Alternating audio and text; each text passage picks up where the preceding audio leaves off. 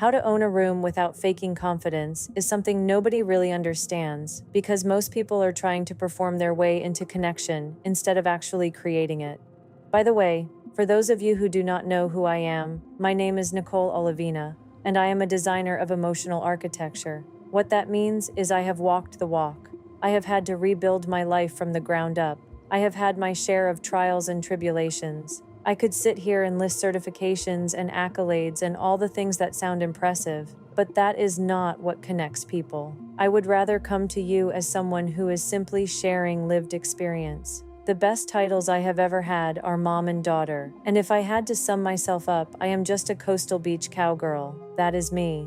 Let's get honest about what actually happens when most people walk into a room. They scan, they assess, they compare. Who is here? Who knows each other? Where do I fit? Do I belong here?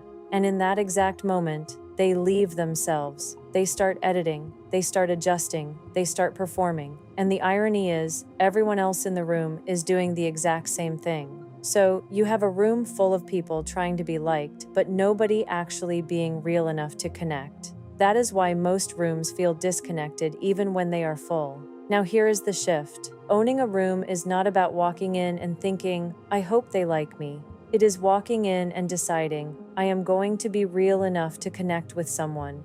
That is a completely different intention, because now you are not trying to impress the room. You are trying to meet someone inside of it. And when you understand that, everything becomes simpler. Because what does being real actually look like? It does not look like perfection. It does not look like having the perfect thing to say.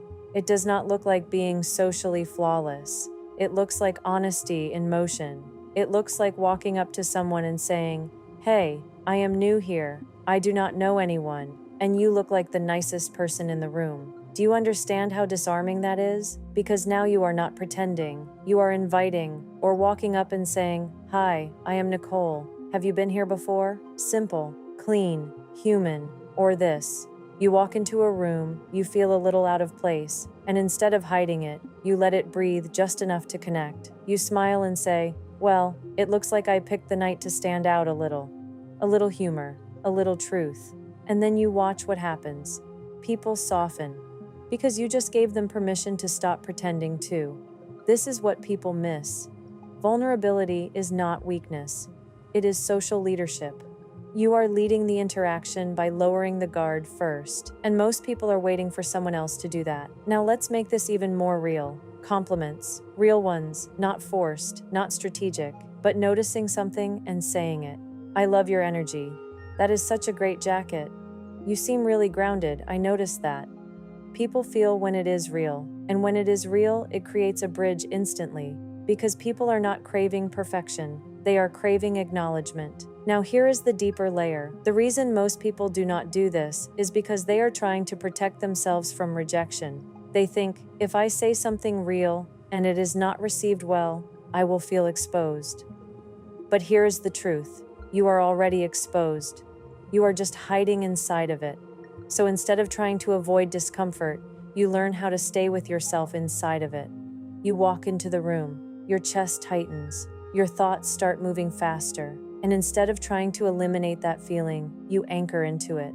I am allowed to feel this and still connect. That is power, because now you are not waiting to feel confident. You are choosing to show up anyway. And when you do that, something shifts. Your energy becomes steady, not perfect, not polished, but real. And real energy is what people trust. Now let's talk about filling up your space, because this is where people still shrink. Filling up your space does not mean dominating the room. It means you stop minimizing yourself inside of it. You speak when you have something to say. You make eye contact. You allow your presence to land. You are not rushing your words. You are not apologizing for existing in the conversation. You are there. And people feel that. There is a calm certainty to it. Not loud, not aggressive, just anchored. And when someone is anchored, others naturally orient toward them. Because grounded people create safety, and safety creates connection. Now here is the truth most people do not want to hear. If you cannot own a room, it is not a social skills problem. It is a self-trust problem. Because if you trusted yourself, you would not need the room to validate you. You would enter it as someone who is already enough. And from that place, you would not be trying to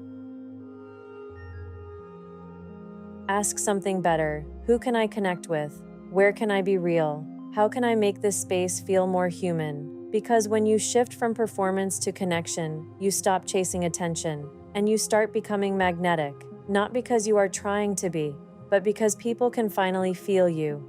And in a world full of people trying to be something, the person who is actually present is the one who owns the room. YouTube description: SEO optimized. Most people think owning a room is about confidence, charisma, or being impressive. It is not. In this episode, I break down how to own a room without faking confidence by learning how to be real, grounded, and emotionally present in any space.